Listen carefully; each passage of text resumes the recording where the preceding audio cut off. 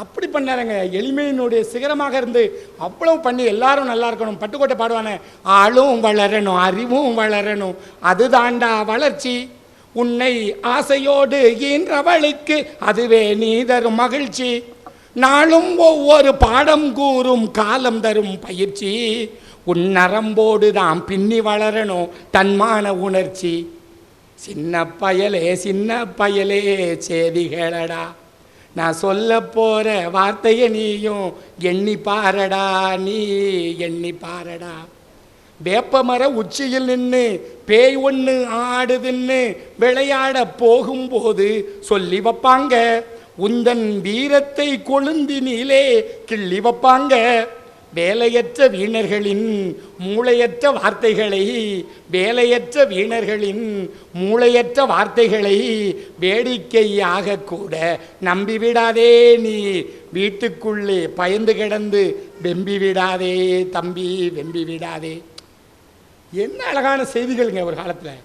உண்மையிலே சொல்கிறேங்க, இன்றைக்கி மகிழ்வோர் மன்றத்தில் அதாவது நகைச்சுவை வேணும், அந்த நகைச்சுவையோட சில கருத்துக்களும் வேணும். அதனால தான் நான் இதெல்லாம் சொன்னேன். பொதுவாக நகைச்சுவை நம்ம எதுக்கு பயன்படுத்தணும் அப்படின்னா, இப்போ ஒரு சாக்கில் நெல்லை போட்டு நெல்லை போடுறோம், இந்த சாக்கை கொஞ்சம் குலுக்கணும்னா என்ன ஆகும், கூட கொஞ்சம் நெல் பிடிக்கும். அது மாதிரி அப்பப்போ கொஞ்சம் நகைச்சுவை, அதோட கொஞ்சம் நல்ல செய்திகள். ரொம்ப நல்லா கேட்குறீங்க. இந்த மாதிரி மக்கள் மத்தியில் தாங்க என்னங்க பேசணும். உண்மையிலே உழைப்பு என்பது அவசியம். நம்முடைய ஒவ்வொரு பொழுதையும் நம்ம என்ன செஞ்சக்கூடாது, ஆணாக இருந்தாலும் சரிதான் பெண்ணாக இருந்தாலும் சரிதான், நல்ல விஷயத்துக்கு நம்ம பயன்படுத்தணும். ஒரு மனிதனுடைய உடம்புல 3 இடத்துல பள்ளம் இருக்குது. மூளையில் ஒரு பள்ளம், இதயத்தில் ஒரு பள்ளம், வயிற்றில் ஒரு பள்ளம். மூளையில் இருக்கிற பள்ளத்தை அறிவால் நிரப்பணுமா, இதயத்தில் இருக்கிற பள்ளத்தை அன்பால் நிரப்பணுமா, வயிற்றில் இருக்கிற பள்ளத்தை உணவால் நிரப்பணும். பணம் இருந்தவன் ஏழை எளியவனுக்கு அள்ளி கொடுக்கணும், படிப்பு தெரிஞ்சவன் பாமரனுக்கு சொல்லி கொடுக்கணும். காமராஜர் சொன்னார், கோயிலில் போய்லாம் நீ சாமி கும்பிடாதலே, 4 ஏழை எளியவனுக்கு உனக்கு தெரிஞ்ச படிப்பை சொல்லிக் கொடு, இல்லைனா வசதி படைத்தவனாக இருந்தால் எவன் ஒரு ஏழை எளியவனுக்கு என்னத்தையா சோறு வாங்கி கொடு, அதான்டா தொண்டுனார். விவேகானந்தர் சுவாமி சொல்வார், ஏழைகள் எளியவர்கள் படிப்பறிவில்லாத பாமர ஜனங்கள் நோயாளிகள் துன்பப்படுபவர்கள் குழந்தைகள் இவர்களே உங்கள் கடவுளாகட்டும்னார் இல்லையா? அதான் திருமூலர் சொன்னார், நடமாடும் கோயில் நம்பர்கொன்று ஈயின் படமாடுகிற கோயில் பகவர்கொன்று ஆகும், படமாடுகிற கோயில் பகவர்கொன்று ஈயில் நடமாடுகிற கோயில் நம்பர்கொன்று ஆகும். ஒரு ஏழை எளியவனுக்கு நீ செய்த அந்த உதவி எங்கே போய் சேரும், இறைவனுக்கு போய் சேரும். ஆனால் இறைவனுக்கு செய்கிறது இங்கே வந்து சேருமானா ஆச்சு. என்ன சிந்தனைகள்லாம் வச்சான் பாருங்க.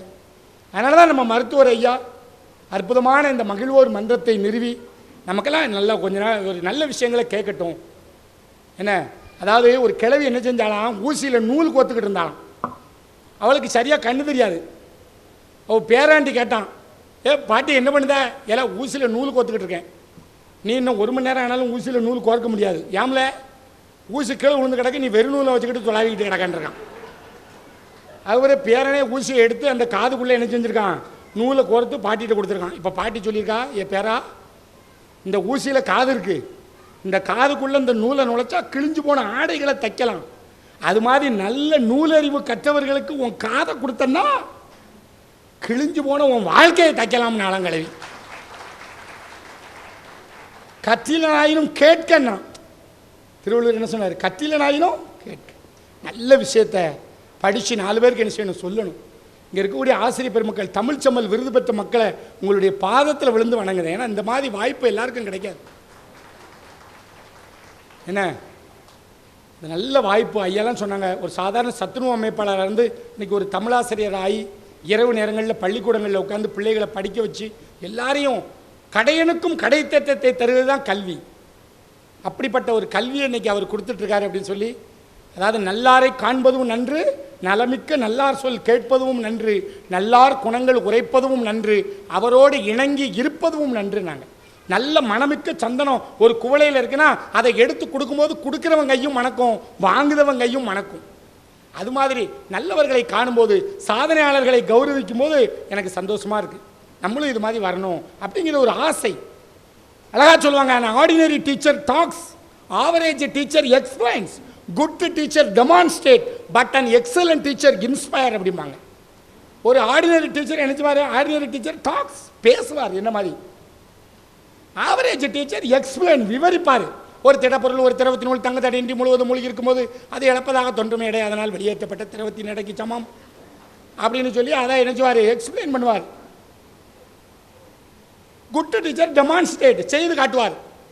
ஒரு மேல் வழியும் ஜாடி எடுத்துக்கொள்ள வேண்டும், அதில் தண்ணியை ஊற்ற வேண்டும், பக்க குழாய் வழியாக தண்ணீர் வழிந்தோடும், கடைசி சொட்டு சொட்டும் வரை காத்திருக்க வேண்டும். ஒரு திடப்பொருளை விழுத்தராசியில் எடுத்துக்கொண்டு, இப்போ நிறைய பேர் பார்ப்பேன் பள்ளிக்கூடத்துலையும் பாடம் நடத்தணும், இவனும் பாடம் நடத்தினாயா, இங்கேயாவது நாலு சிரிக்கலான்னு பார்த்தா இந்த பையன் இங்கேயும் பாடம் நடத்திட்டு இருக்கான். இந்த வாத்தியானுங்களை கூப்பிட்டாலே இதுதான் பிரச்சனைம்பான். அப்போ இவன் டெமான்ஸ்ட்ரேட் பண்ணுவான். ஆனால் எக்ஸலன்ட் டீச்சர் என்ன சொல்லுவான், இன்ஸ்பயர். நம்மளும் என்ன செய்யணும், இது மாதிரி வரணும்னு இன்ஸ்பயர் பண்ணுவாங்க. அது மாதிரி நல்ல இன்ஸ்பயர் பண்ணக்கூடிய எக்ஸலன்ட் டீச்சர்ஸ் இன்னைக்கு நான் பார்க்குறேன். அந்த மாதிரி அற்புதமான பெருமக்களை பெருமைப்படுத்தக்கூடிய ஒரு மன்றமாக நம்முடைய மகிழ்வோர் மன்றம் இருக்குது. இது மாதிரி செய்யணும், நல்ல விஷயங்களை செய்யணும். சும்மா கீச்சு மூச்சு காட்டுற வேலையை மட்டும் நம்ம மகிழ்வோர் மன்றத்தில் என்ன செய்யக்கூடாது, செய்யக்கூடாது. நகைச்சுவையும் பண்ணணும், அதோடு சேர்ந்து நல்ல விஷயங்களும் இருக்கணும். இந்த வகையில் நல்ல பெருமைப்படுத்துகிறாங்க. அது மாதிரி குழந்தைகள், சின்ன பிள்ளைகள் தானே நாட்டோட எதிர்காலம். இந்த குழந்தைகளை தானே நல்லா நம்ம ஊக்கப்படுத்தணும். உண்மையிலே வாத்தியார் வேலை கிடைச்சதில் எனக்குலாம் ரொம்ப சந்தோஷமாக இருக்குது. பயிலும் அப்படிலாம் இருக்கான். அன்னைக்கு பாடம் நடத்திட்டு இருக்கேன், ஒரு பையன் பெஞ்சில் படுத்து உறங்கிக்கிட்டு இருக்கான். பக்கத்தில் இருக்கவன் அவனை எழுப்புடா அப்படிங்க. ஆமாம், நீர் உறங்க வைக்கணும், நான் எழுப்பணுமோ அப்படிங்க. அப்படின்னு நான் எழுப்பினேன். தம்பி எந்திரி எந்திரி எந்திரி, கடைசி பெஞ்சில் போய் படியா அப்படிங்க. இல்லை அங்கே படுத்தா எனக்கு தூக்கம் வர சாருங்க. அப்போ இங்கே படுத்தா மட்டும் எப்படி தூக்கம் வருதுங்க, நீங்கள் பாடம் நடத்தல, அதான் நல்லா தூக்கம் வருதுங்க. அதில் ஒரு பையன் சொல்கிறான், ஒரு தாய் தாலாட்டு பாடினா கூட ஒரு பிள்ளை தான் சார் தூங்கும், நீங்கள் பாடம் நடத்தினா 40 பேர் தூங்குதான். நீங்கள் 40 தாய்க்கு சமமுங்க. இந்த குழந்தைகள் தாங்க எவ்வளோ சந்தோஷம். ராமாயணத்தில் சொன்னேன், கம்பராமாயணத்தில் ராவணனுக்கு 10 தலைங்க. ஒரு பையன் எந்திரிச்சு கேட்கான், சார் 10 தலையும் பக்கவாட்டில் இருக்குமா, ஒன்றுக்கு மேலே ஒன்றா இருக்குமாங்க. இல்லை நாடகம் பார்த்துருக்கல, சினிமா பார்த்துருக்கல, ராவணனுக்கு 10 தலையும் பக்கவாட்டில் தானே இருக்கும். பார்த்துருக்கலாடா? பார்த்துருக்கேன் சார், ஆனால் அப்படி இருக்காதுங்க. ஏன் இருக்காதுங்க? இல்லை ஒரு தலை இருக்க நம்மளே பிறண்டு படுக்கிறதுக்கு எவ்வளோ சங்கடப்படுதோம். அந்த ராவணன் 10 தலையும் பக்கவாட்டில் இருந்தால் எப்படி பிறண்டு படுப்பான்? எப்படி கேள்வி கேட்காம தெரியல. பிள்ளை இன்னைக்கு புத்திசாலிகளாக இருக்கான், வாத்தியாரை விட புத்திசாலியாக இருக்கான். இல்லை நாளைக்கு படிச்சுட்டு வா கேள்வி கேட்போம்னா அவனுக்கு உஷாராயிருதான். அன்றைக்கி ஒருத்தன் கேட்கான், சார் உங்களுக்கு சம்பளம் எவ்வளோ சார் அப்படின்னா. இல்லை எனக்கு ஒரு 70,000 ரூபா சம்பளம் வருது அப்படின்னேன். ஏ அப்பா 70,000மா? ஆமாண்ணே. ஆமாம், வெறும் கேள்வியே கேட்டுக்கிட்டு இருக்கீங்க, உங்களுக்கே 70,000 கொடுக்கான், பதில் சொல்லுறது எங்களுக்கு நீங்கள் ஒரு 7,000 கொடுத்தாங்க. எப்படி பாருங்க பயல எப்படி இருக்கான். அப்போ நான் சொன்னேன், இல்லை 10 தலையும் நீ சொன்ன மாதிரி பக்கவாட்டில் இருக்கிறதுக்கு வாய்ப்பு இல்லைடா, நீ சொல்கிறது ரைட்டு தான். அப்போ ஒன்றுக்கு மேலே ஒன்றா தாண்டா இருக்கணும்னு. இல்லை அப்படியே இருக்காதுங்க. ஏன் அப்படி இருக்காது? இல்லை ஒரு தலை இருக்க நம்மளே ஜலதோஷம் முடிச்சா இவ்வளோ சங்கடப்படுதோம். 10 தலை அப்படி ஒன்றுக்கு மேலே ஒன்றா இருந்துச்சுன்னா மேலே இருக்க 10வது தலையில் ஜலதோஷம் முடிச்சு மூக்கு ஒடிஞ்சா அவனுக்கு எப்படி சீந்ததுக்கு கையிட்டுமான்னு கேட்கான். அதுதாங்க கல்வி. அந்த கேள்வி கேட்கணும், அந்த எண்ணம் வருது பார்த்தீங்களா, அது என்ன என்ன ஏன் எங்கே எப்போது எப்படி கேள்வி கேட்கணும். கேள்வி கேட்டால் தான் பிள்ளைகள் நல்லா இருக்கும். சில பிள்ளைகள் கேள்வியை கேட்க மாட்டேங்க. வீட்டில் நம்ம நிறையா அம்மா அப்பா தாங்க பிள்ளைகளுக்கு எடுத்துக்காட்டாக இருக்கணும் இல்லையா? ஒரு குழந்தையுடைய முகச்சாடை அம்மா அப்பா மாதிரி இருக்கும், மூளைச்சாடை வாத்தியார் மாதிரி இருக்கும். அம்மா அப்பாவும் வாத்தியாரும் ஒழுங்காக இருந்தால் பிள்ளைகள் ஒழுங்காக இருக்கும். இன்றைக்கி என்ன பிரச்சனை, நம்ம நாட்டில் இப்போ வரக்கூடிய சந்ததிகள் சரியில்லாமல் போகிறதுக்கு என்ன காரணம்? அம்மா அப்பா சரியில்லை, ஆசிரியர் சரியில்லை, நம்மளை வழி நடத்தக்கூடிய தலைவனும் சரியில்லை. வாழக்கூடிய பெரியவர்கள் வார்த்தைக்கும் வாழ்க்கைக்கும் வித்தியாசம் இல்லாமல் வாழணும். பேசுறது ஒன்று வாழ்றது ஒன்று இல்லை, வாழ்ந்துக்கிட்டு இருக்கான் இல்லை ஒன்று சிரிச்சு பாருங்கள். இதை பூரா நம்ம இளைய தலைமுறையை பார்த்தா இந்த பொதுவும் மேலே உட்காந்துட்டு இந்த வார்த்தை வரான். அப்போ நம்ம இப்படி இருந்தா என்ன? தவறான வழிகாட்டுதல் தாங்க இன்றைக்கி இளைஞர்களை தவறான பாதைக்கு அழைத்து செல்லுது. அதை ஒத்துக்கிட்டீங்களா? கிராமத்தில் ஒரு பழமொழி சொல்லுவான், இருக்கவன் ஒழுங்காக இருந்தால் சிறைக்கவன் ஒழுங்காக சிறப்பாம்பான். நமக்கு இன்னைக்கு வழிகாட்டிகள் சரியில்லை, வழிகாட்டிகளும் வாழ்ந்து காட்டிகளும் சரியில்லாமல் தானே பிரச்சனையே. வீட்டில் இவ்வளோ பிரச்சனைகள் இருக்குது, நீங்கள் சிந்திச்சு பாருங்கள். அன்றைக்கெல்லாம் என்ன என்ன அழகாக கொடுத்தான் பாருங்க. காது கொடுத்து கேட்டேன் ஆஹா கூவா கூவா சத்தம், இனி கணவனுக்கு கிட்டாது அவ குழந்தைக்குத்தான் முத்தம், கட்டில் போட்ட இடத்தினிலே தொட்டில் போட்டு வைப்பாளே, கடமையிலே காதல் நெஞ்சை கட்டி போட்டு வைப்பாளே. எப்படி? அது எல்லாம் ஒன்றுக்கும் ஒவ்வொரு பருவம் தான். பிள்ளைகள் வந்தாச்சுன்னா அதுக்கப்புறம் அந்த குழந்தைகளை வளர்க்குறதுல கடமை. ஆனால் இன்னைக்கு பூரா டிவி பெட்டி முன்னா அம்மா அப்பா உட்காந்துக்கிட்டு பிள்ளை அந்த ரூமில் போய் படியல, அவன் எப்படி படிப்பான்? நீ இங்கே உட்காந்து டிவி பார்ப்பேன், அவன் அந்த ரூமில் போய் படிக்கணுமா? இப்படி இருந்தால் எப்படிங்க படிக்க முடியும்? நீங்கள் சிந்திச்சு பாருங்கள். நிறைய வீடுகளில் இன்றைக்கி ஹோட்டல் பூரா பெருத்து போச்சு. பூரா இப்போ எங்கே பார்த்தாலும் புரோட்டா கடையும் இட்லி கடையாக இருக்கா. என்ன காரணம்? வீட்டில் ஒருத்தையும் சோறு பொங்க மாட்டேக்கா, இட்லியை வைக்க மாட்டேக்கா. பூரா பேரும் கடையில் வாங்கி தின்னுட்டாலே தான். அதனால தான் ஹோட்டல்கள் இன்றைக்கி எங்கே பார்த்தாலும் அதிகமாகி போச்சு இல்லையா? நான் என் வீட்டுக்காரிட்ட என்ன வயிறு பசிக்கிட்டே பள்ளிக்கூடத்தில் இன்றைக்கி ரொம்ப பாடம் நடத்தினேன். வயிறு பக்கம்னு பசிக்கு இட்லி அவிமா அப்படிங்க. இன்றைக்கி அவிக்க முடியாதுங்க. ஏன் அவிக்க முடியாதுங்க? கல்யாணம் முதல் காதல் வரை பார்க்க போகிறேன். கடையில் போய் வாங்கிட்டு வாங்கங்க. பூரா டிவி இந்த விஜய் தொலைக்காட்சியில் கல்யாணம் முதல் காதல் வரை செருப்பால் அடிக்கணுங்க அவங்களெல்லாம். உண்மையிலே சொல்லுவேன். என்ன எந்த தொடர்லையாவது ஒரு நல்ல செய்தியை கொடுக்கணுங்க. ஒரு பொண்ணு கல்யாணம் முடிச்சுட்டு புருஷனை விட்டுட்டு இன்னொருத்தன் கூட இருக்கா. அவன் இன்னொருத்தி கூட இப்படியெல்லாம் காட்டினா நம்ம தலைமுறைகள் விளங்குமா? இதை பூரா உட்காந்து தொடர்ந்து உட்காந்து பார்த்துக்கிட்டு இருக்கான். மாமியாளை எப்படி கொடுமைப்படுத்துறதுன்னு மருமகளுக்கு சொல்லிக் கொடுக்கான். மருமகளை எப்படி கொடுமைப்படுத்துறதுன்னு மாமியாளுக்கு சொல்லிக் கொடுக்கான். புருஷன் மேலே எப்படி சந்தேகப்படுத்துறதுன்னு பொண்டாட்டிக்கு சொல்லிக் கொடுக்கான். இது தானங்க இன்னைக்கு தொடர் நடந்துகிட்டு இருக்கு. இதுதான பிரச்சனை. இப்போ நான் என் வீட்டுக்காரி எனக்கு 2 பிள்ளைகளு அன்னைக்கு மதுரைக்கு போகிறதுக்கு எங்கள் திருநெல்வேலி புது பஸ் ஸ்டாண்டில் நிற்கும். என் கூட படித்த பொண்ணு கிருஷ்ணகுமாரின்னு பேர். 28 வருஷத்துக்கு முன்னே ஆழ்வாக்குறிச்சி பரமகல்யாணி காலேஜில் என் கூட படித்தவா. நல்ல படிப்பா, கெட்டிக்கார பிள்ளை. நான் அவளை பார்க்கவே இல்லை, அன்னைக்கு தான் பார்த்தேன். அவள் என்னையை பார்த்த உடனே நீங்கள் பூதத்தன் தானே அப்படின்னா. ஆமாம் நான் பூதத்தன் தான் அப்படின்னு. நீ கிருஷ்ணகுமாரி தானே அப்படின்னா. ஆமாம் நான் கிருஷ்ணகுமாரி தான் அப்படின்னா. நல்லா இருக்கே கிருஷ்ணகுமாரின்னு. நல்லா இருக்கேன் பூதத்தான். நீங்கள் நல்லா இருக்கீங்களா? என்ன பண்ணுவீங்க? என்ன வாத்தியார் வேலை பார்க்க அப்படின்னு. அப்படி அவங்க வீடு எங்கே இருக்குது? இதான் உங்கள் ஒய்ஃபா பிள்ளைகளா அப்படின்னு கேட்டுக்கிட்டு இருந்தேன். நானும் இதான் உன் வீட்டுக்காரரா இதான் உன் பிள்ளைகளான்னு கேட்டுக்கிட்டு இருந்தேன். அவன் எனக்கு தூத்துக்குடி பஸ் வருது, நான் போயிட்டு வரும்போது தான் எப்போது வந்தீங்கன்னா வாங்க, விக்ரமசிங்கபுரத்தில் தான் எங்கள் வீடு இருக்குது, பண்ணையார் வீட்டு பக்கத்தில், போயிட்டு வரேன்னு சொல்லி போயிட்டான். அவ்வளோ தான் நடந்துச்சு.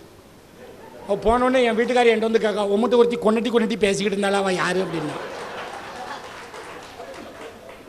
என் கூட படித்த பிள்ளைடி கிருஷ்ணகுமாரின்னு பேர்.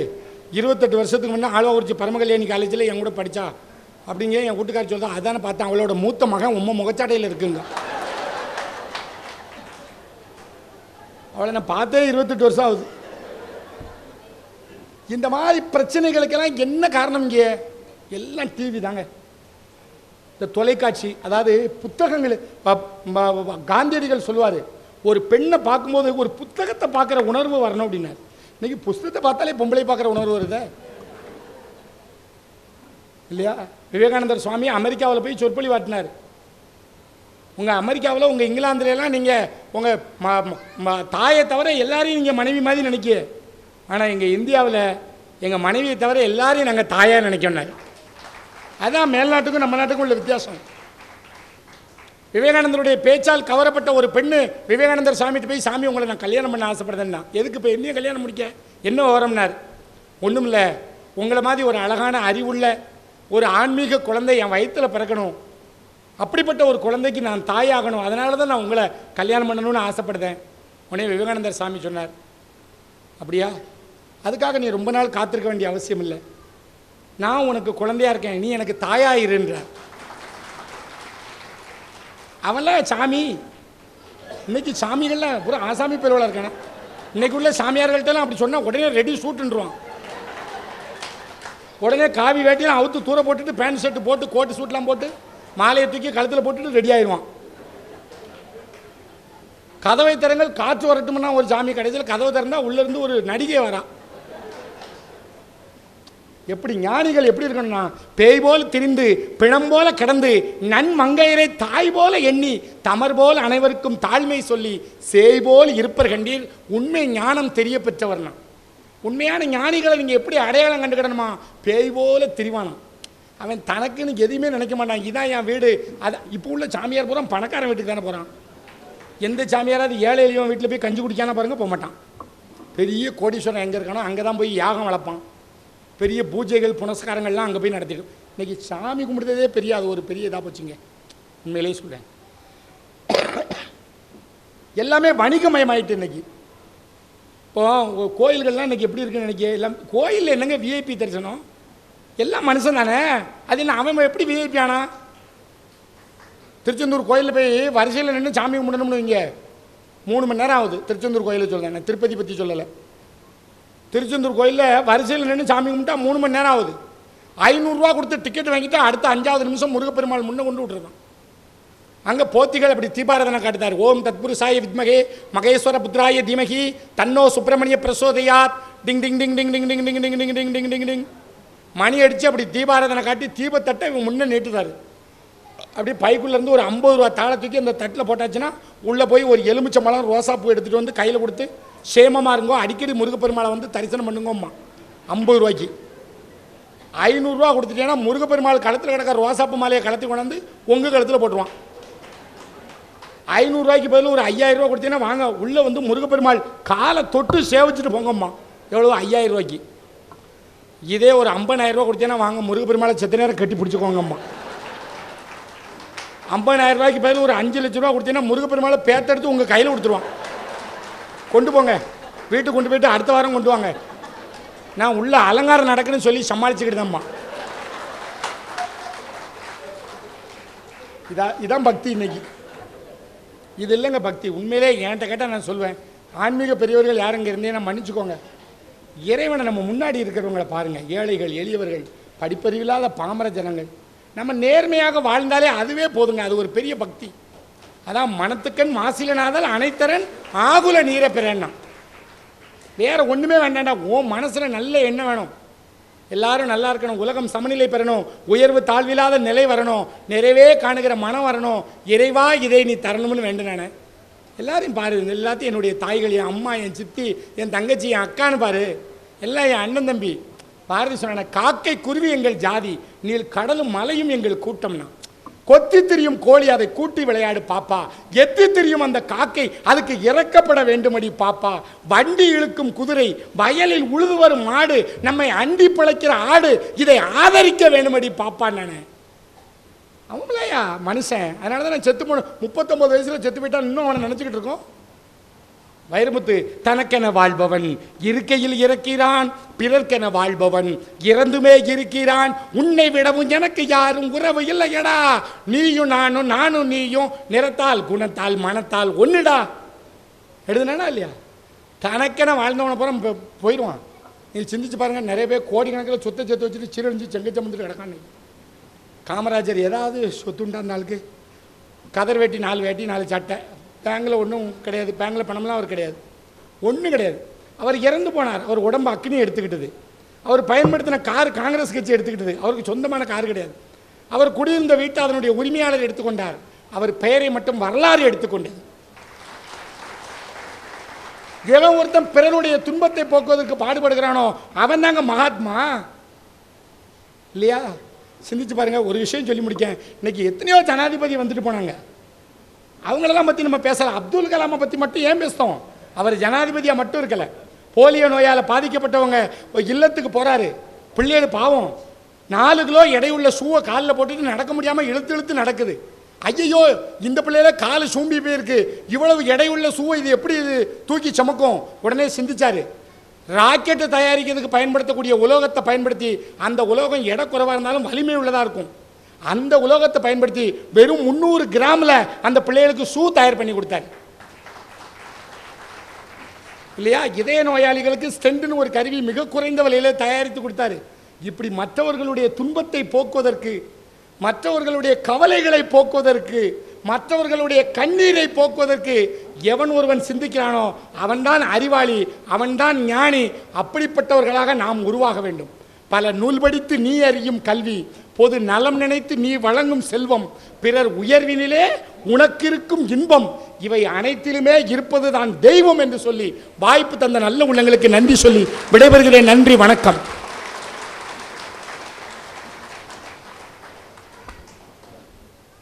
பார்வையாளர்களுக்கு ஒரு முக்கிய அறிவிப்பு. அடுத்த மாதம் மகிழ்வோர் மன்றத்தினுடைய 29வது மாத கூட்டம் ஞாயிற்றுக்கிழமை நடைபெற இருக்கிறது. 27ஆம் தேதி, மே 27ஆம் தேதி ஞாயிற்றுக்கிழமை மகிழ்வோர் மன்ற கூட்டம் நடைபெற இருக்கிறது என்பதை தெரிவித்துக் கொள்கின்றோம்.